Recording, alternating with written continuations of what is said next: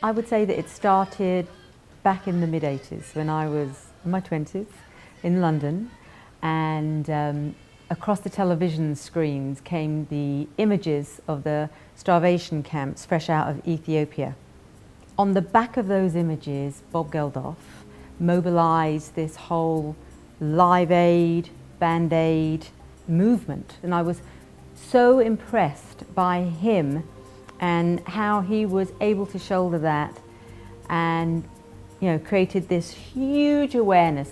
And it really was a moment in time that I figured, that I really understood the depths of one person can make a difference. A Glimmer of Hope starts with Donna's heart. I had just concluded my .com career, and Donna was already down the path of seeking to help relieve some of the pain on the planet. And I watched the videos of her walking the streets of Addis Ababa, handing out loaves of bread to people who lined the street. I knew that something had shifted or changed, and that's what made me curious to follow her down this path, to go a few months later and see for myself. Every single day, mothers are burying their children because they're too poor to live. And whilst there's a lot of awareness there, it's almost like, where do we get to share in this responsibility? It's not theirs alone. We all get to be in this together. Once I went to rural Ethiopia for the first time, and I saw and touched and smelt poverty in a rural setting.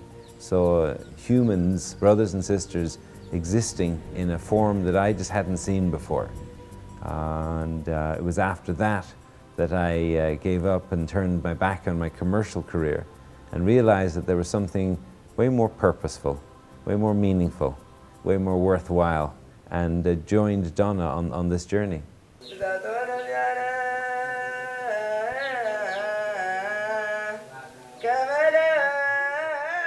To me, it became apparent that there may be a way of building a better model of delivering aid, a more efficient means of delivering money, so that 100% of the money could get to the people in need.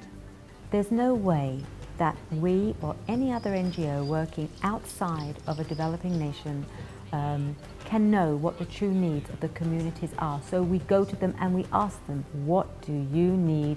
How can we help?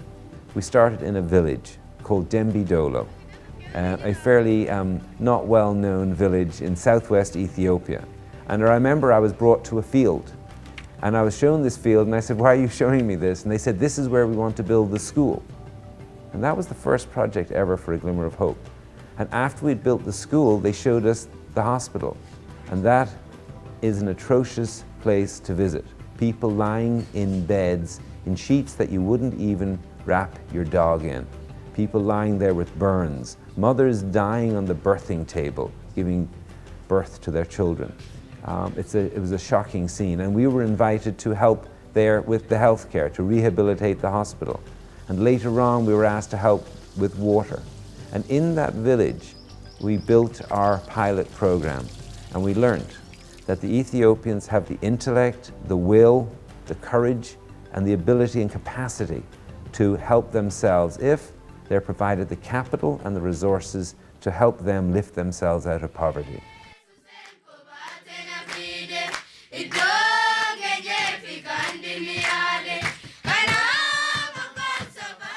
The way to help people lift themselves out of poverty is to help them make money.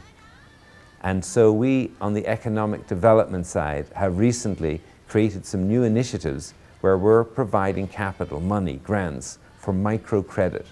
We're providing money to rural farmers, small loans, so they can buy low-cost irrigation pumps, so they can buy drip kits, so that, and we're seeing this, that fields that were formerly rock and rubble are turning into fields of green, full of crops.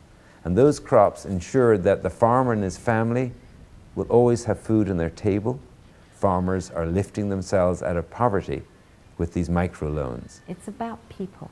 And if you can really impact the lives of the people on a local level and elevate themselves, whether it's to become a great entrepreneur, to just having enough that they're not in danger.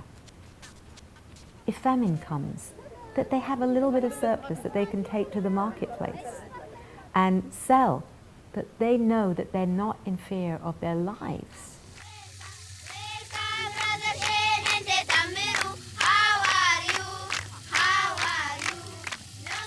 The first thing that's different about A Glimmer of Hope is it's not a traditional charity.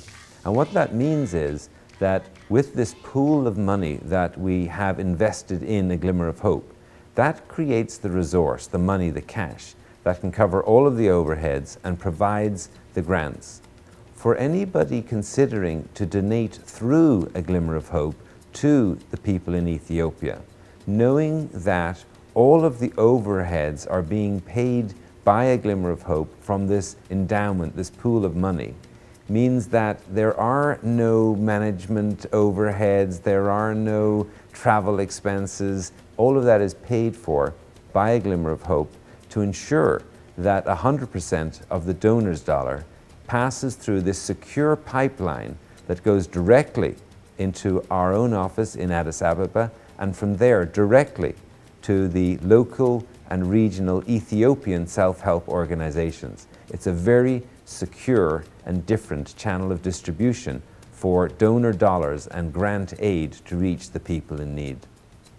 As others saw what we were doing, as others saw the model and liked it, there was that sense of, can we be part of this?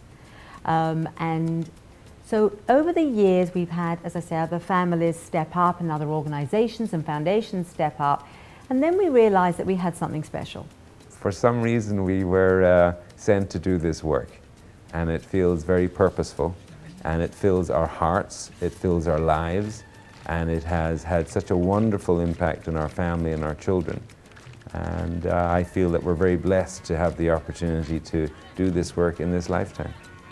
I think we have a gift, and I think that the gift is, it's the opportunity that I can say to you, if you feel it and it matters to you and you feel this sense of shared responsibility, then I can offer you the vehicle that you know that 100% of your donation is going to get to our partners on the ground in Ethiopia who serve the local communities who live in extreme poverty. When you visit a village and you see the water well pumping water for the first time, and you see these children dancing in this stream of water and splashing it, and the smile on the women's faces and the joy in people's lives.